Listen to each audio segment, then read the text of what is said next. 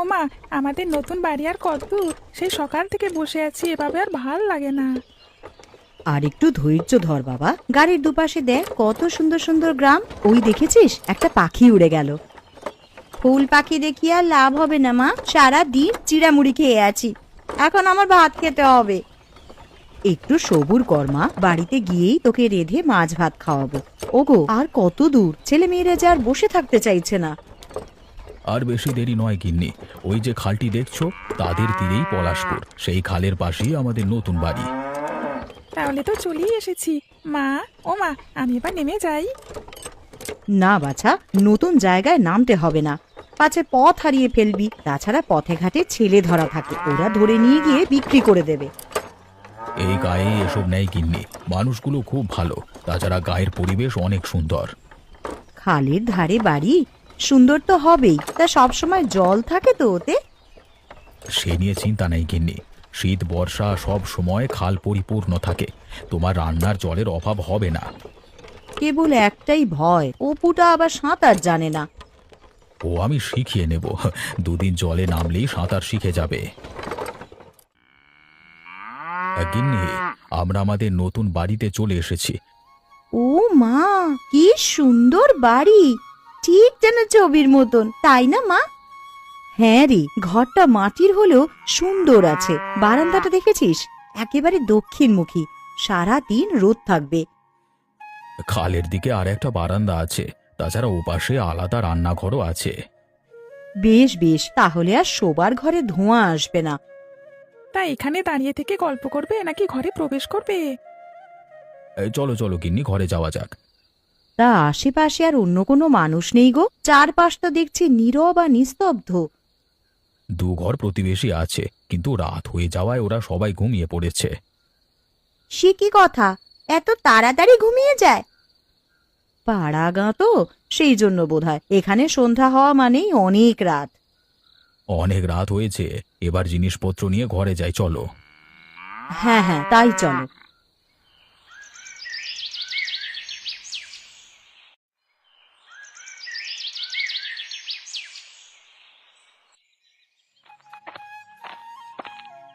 গিন্নি, আরে ও গিন্নি, আমি বাজারে যাচ্ছি, ব্যাগটা দাও তো। ওটা বারান্দায় টাঙানো আছে, নিয়ে নাও না গো। কটা মুড়ি মেখে দেবো বাবা? না রে মা, এখন না গেলে জিনিসপত্র পাবো না, এখানে হাট খুব তাড়াতাড়ি জমে, ভাঙেও তাড়াতাড়ি। তাহলে আর দেরি করো না, সকালবেলা তবুও রান্না করতে পারবো, কিন্তু দুপুরের রান্নার জন্য কিছুই নেই। আমি তবে গেলাম গিন্নি, ছেলে মেয়েগুলোকে দেখে শুনে রেখো কেমন।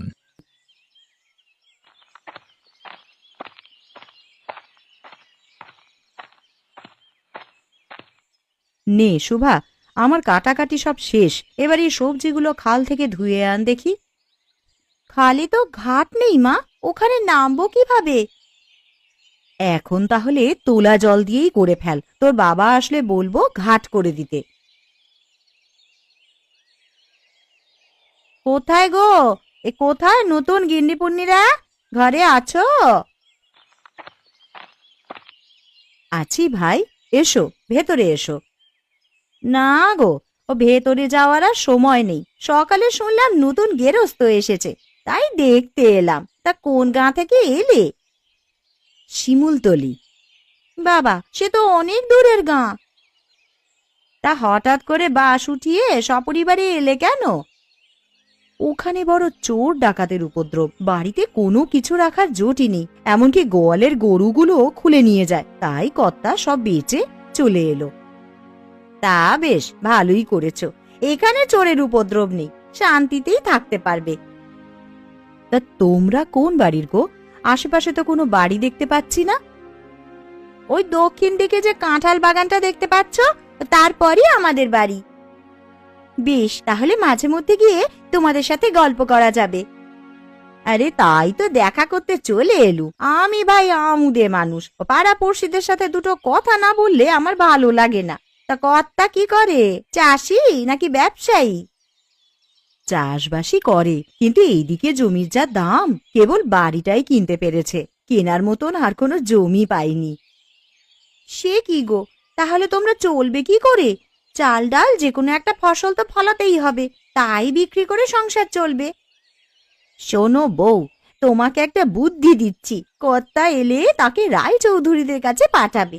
তার এই গায়ে অনেক জমি, সেখান থেকে কতটুকু বর্গা নিলেও কিছুটা ফসল ঘরে তুলতে পারবে। বেশ বুদ্ধি দিয়েছ তো, আমি তবে আজই কর্তাকে বলবো। বেশ, আজ তবে যাই গো, সুযোগ হলে একটিবার ঘুরে এসো। যাব মাসিমা, তোমরা যখন এসেছো আমরাও যাব। আর একটু মাছ দেবো তোমায়? না না গিন্নি, আমার আর লাগবে না। অপু আর সুভাষকে মাছ দাও, ওরা মাছের মুড়ো খেতে খুব ভালোবাসে। এত বড় মাছ এনেছো বাবা, দু ভাই বোনে মুড়ো খেয়ে শেষ করতে পারবো না। একবারে না খেতে পারলে রাতে খাবি, তা এত বড় যে মাছ এনেছো, কত নিয়েছে গো? ও তোমার জেনে কাজ নেই। বলি সব টাকা যে এইভাবে খরচা করছো, সংসার চলবে কি করে? এদিকে চাষবাসের জন্য তো কোনো জমি কিনলে না। যে টাকা আছে তা দিয়ে চাষের জমি কেনা যাবে না। তাছাড়া এখানকার জমির দাম অনেক, সহজে কেউ বিক্রি করবে না। আজকে একটা কথা শুনলাম জানো, এই গাঁয়ের রায় মশাই নাকি খুব ভালো মানুষ, তার কাছে গেলে চাষের জমির বন্দোবস্ত করা যাবে। কে বললো তোমাকে এসব কথা? ওই ও বাড়ির ননি আর তার মা এসেছিল, তারাই বলে গেল। তাহলে তো একবার রায়বাড়িতে যেতে হয়, কি বলো গিন্নি? আমিও তাই বলছি, কালই ওনার সাথে একবার দেখা করো। ঠিক আছে, কালকে সকালেই যাব।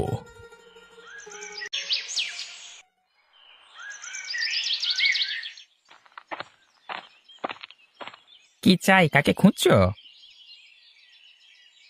রায়মশাইয়ের সাথে দেখা করতে এসেছিলাম, উনি কি বাড়িতে আছেন?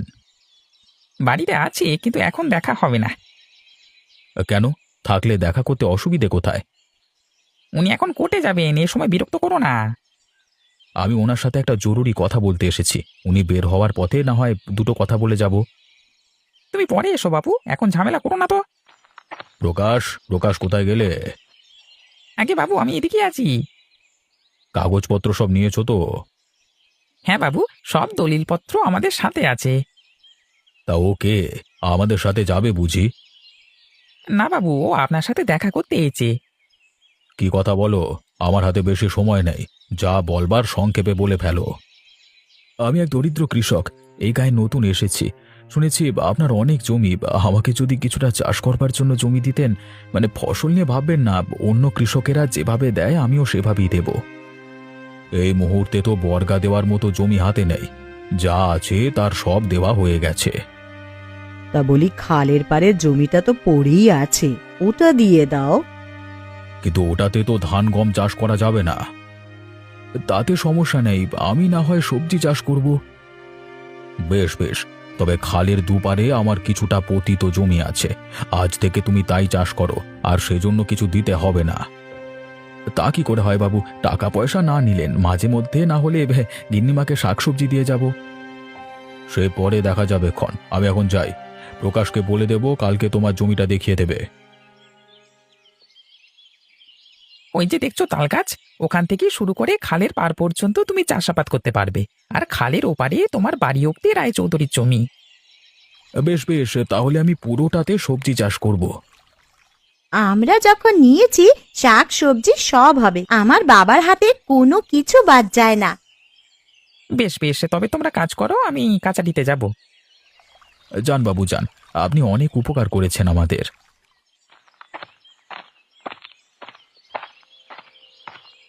ইস, খুব উপকার করেছে, কাঁকড়ে ভরা দুটো জমি দিয়েছে।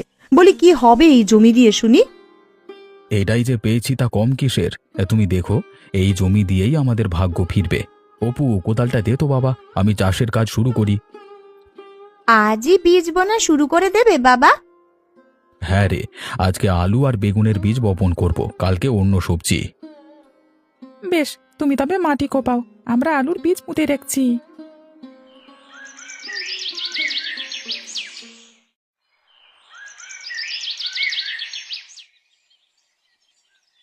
বাবা, ও বাবা, কি করছো? কাজ করছি বাবা, বেগুন গাছগুলোর নিচে ঘাস হয়ে গেছে তাই পরিষ্কার করছি। তা তোমাদের মা কি করে? ওকে বলেছিলাম ওপারের গাছগুলোতে জল ঢেলে দিতে। মা রান্না শেষ করে তাই করতে গেছে, তোমার জন্য খাবার এনেছি, তুমি খেয়ে নাও। খাবারটা রাখো একপাশে, আমি কাজটা শেষ করে খেতে বসছি। ও বাবা, প্রতিদিন খাল পার হতে অন্যদের নৌকা ব্যবহার করতে হয়, তুমি একটা নৌকা বানাও না। হ্যাঁ বানাবো বাবা, বানাবো। আগে সবজি বিক্রি করি, তারপর নৌকা বানাবো। সবজি বিক্রি করতে আর কতদিন সময় লাগবে বাবা? বেশি সময় লাগবে না মা, সামনের মাসই হাটে নিয়ে যাব। তখন কিন্তু রায়বাড়িতেও কিছু দিয়ে এসো। সে আমার মনে আছে মা, তুই তা নিয়ে চিন্তা করিস না। এবার তবে খেয়ে নাও, আমরা ওপারে গিয়ে বরং মাকে সাহায্য করি। ঠিক আছে, যা তবে।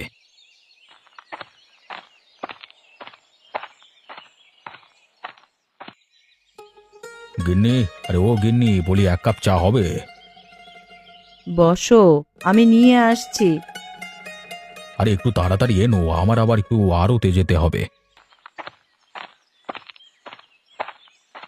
বাবু, খবর শুনেছেন? আমাদের যে সর্বনাশ হয়ে গেছে বাবু। কি হয়েছে প্রকাশ? আজকে কোর্টে রায় হয়েছে, আপনার আড়ত এবং বাজারের দোকানগুলো আপনার সৎ ভাই পেয়েছে, আর আপনাকে দিয়েছে হাওরের জমি। সে কি? ও জমি দিয়ে আমি কি করব? এত কষ্ট করে আমি ব্যবসা জমালাম, আর ওটা নেবে ওই পরিবার? আর তাছাড়া হাওরের জমি তো মামলা লড়তে গিয়ে বন্ধ করে দিয়েছি।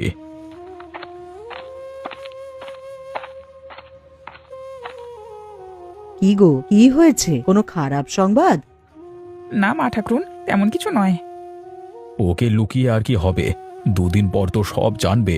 শোনো গিন্নি, আমরা নিঃস্ব হয়ে গেছি। বাজারের সব সম্পত্তি আমার ভাই পেয়েছে, আর আমায় দিয়েছে বন্ধক দেওয়া হাওরের গুলো। সে কি কথা? ওই হাওরের জমি দিয়ে কি করবে তুমি? ওগুলো যে অনেক টাকায় বন্ধক দেওয়া। কি আর করব, শেষ বয়সে এসে না খেয়ে থাকতে হবে। আমি কি বলি হুজুর, আপনি একবার ওদের কাছে যান, যদি বাজারের কটা ঘরও আপনাকে দেওয়া হয়, আপনি ব্যবসা করে আগের জৌলুসে ফিরে আসতে পারবেন। তা হয় না প্রকাশ। যে রায়চৌধুরী সবাইকে বিলিয়ে বেড়াতো, সে কিনা আরেকজনের কাছে হাত পাতবে? আরেকজন বলছো কি গো? ওরা তো তোমারই সৎ ভাই, গিয়ে দেখোই না যদি একটু সহযোগিতা করে। বেশ, আমি তবে কালই যাব। সুভাষিনী, অপু, কোথায় গেলি? এখানে আয় তাড়াতাড়ি, আমাকে আবার হাটে যেতে হবে।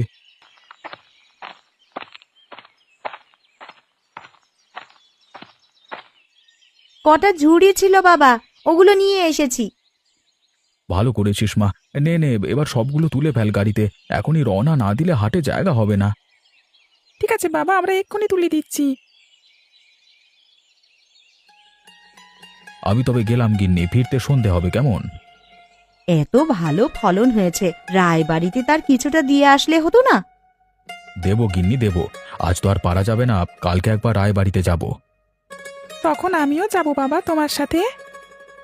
ঠিক আছে বাছা, যাস, এখন আমি যাচ্ছি তবে কেমন? যাও বাবা, ফেরার সময় আমাদের জন্য মিঠাই নিয়ে এসো কিন্তু।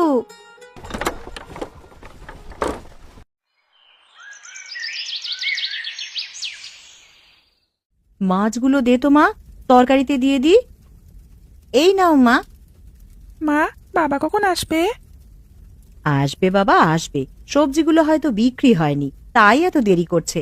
রাতের খাবারের আগেই দেখিস চলে আসবে। আমাদের জন্য মিঠাই আনবে তো মা? তোরা যখন বলেছিস, নিশ্চয়ই আনবে। বাইরে গরুর গাড়ির আওয়াজ পেলাম, বাবা এলো নাকি? তাই তো মনে হয়, দেখ তো বাইরে গিয়ে। গিন্নি, কোথায় গেলে সব? দেখো তোমাদের জন্য কি এনেছি। কি এনেছো বাবা, কি এনেছো? তোদের জন্য মিঠাই আর নতুন কাপড় এনেছি। ও মা, কত সুন্দর শাড়ি! এটা কার গো বাবা? এটা তোর জন্য, আর এটা তোর মায়ের, আর এটা অপুর। কি সুন্দর জামা এনেছো বাবা। তা তোমার জন্য কিছু আনোনি? না গিন্নি, আমি তো সারা দিন মাঠে কাজ করি, এসব নতুন কাপড় দিয়ে আমি কি করব বলো? তা হঠাৎ এত নতুন কাপড় চোপড় কেন বাবা? বেচা কেনা কি ভালো হয়েছে? হ্যাঁ রে মা, আজকে অনেক টাকার বিক্রি করেছি।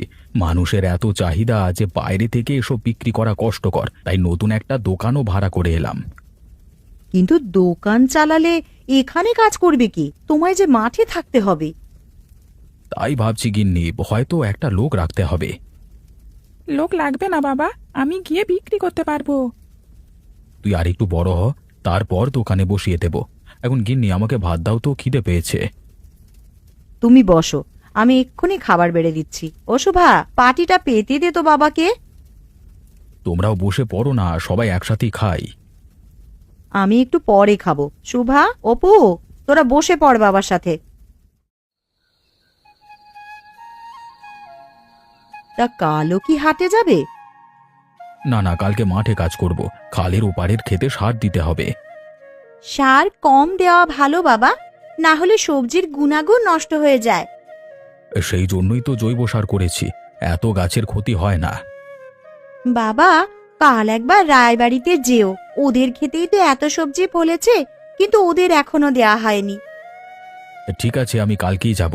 অপু, তুইও সকালে তৈরি থাকিস, তোকে সাথে নিয়ে যাব ক্ষণ।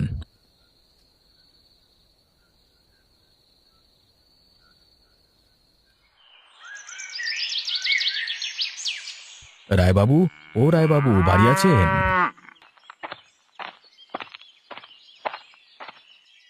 কে কে এলো? আমি গিন্নিমা, গোপাল। রায়চৌধুরী মশাই কোথায়? তিনি তো বাড়ি নেই রে, তা হঠাৎ তার কাছে কেন? আপনাদের ওই খালের দুপারের জমিতে চাষ করে সবজি ফলিয়েছি, তার কিছুটা আপনাদের দিতে এলাম। ওসবের আর কি দরকার ছিল? এত সবজি কে খাবে?